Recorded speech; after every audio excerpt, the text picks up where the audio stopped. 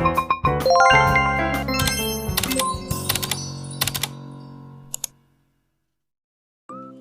guys! So yun nga, ilang araw ko nang iniispatan tong mga manggang to. Talaga nagkikrave ako. Grabe. So ayun na nga, nakakuha na kami. Babalatan ko na. Charan! Ayan nga, nabalatan ko na.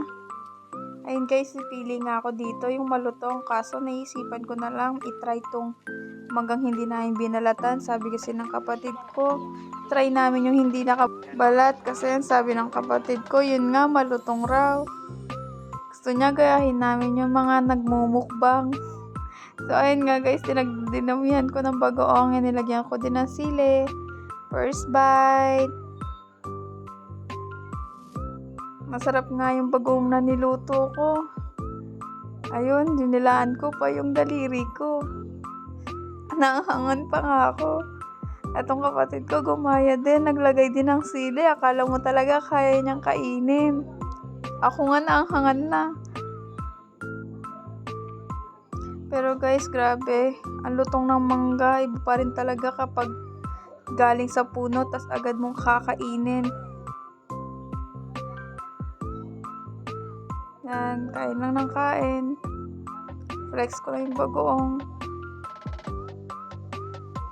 By the way guys, di naman namin naubos yung manggang yan. Sasamukbang lang kami. Tsaka nga pala, yung anak ko naghihingi dyan. Nakailang beses akong sa kanya, bawal. Kasi nga hindi siya matutunawan yan. Kaya kung napapansin nyo, tingin ako ng tingin sa side. Kasi nga pilit siyang humihingi. Nakonsensya nga ako kasi mahilig din yun sa bagoong. Alam ko naman na maalat to at bawal sa bata. Grabe, sarap na sarap ako sa mangga. At syempre, sa bagoong na niluto ko. Ganun talaga kapag tayo nagluluto, nasasarapan tayo sa luto natin. Sa mga punto nga na to, talagang naanghangan na ako. Pawis na ako dyan. Kaya nga pala voice over lang ang gamit ko kasi sobrang ingay. Nanonood ang papa ko tapos yung anak ko naglalaro. Kaya ayun, sayang hindi nyo man lang maririnig kung gaano kalutong yung manggang kinakain namin. The best talaga kasi talagang tumutunog. Sayang, hindi nyo maririnig. Kaya ayan, voice over muna.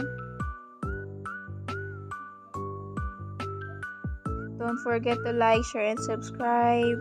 Thank you for watching.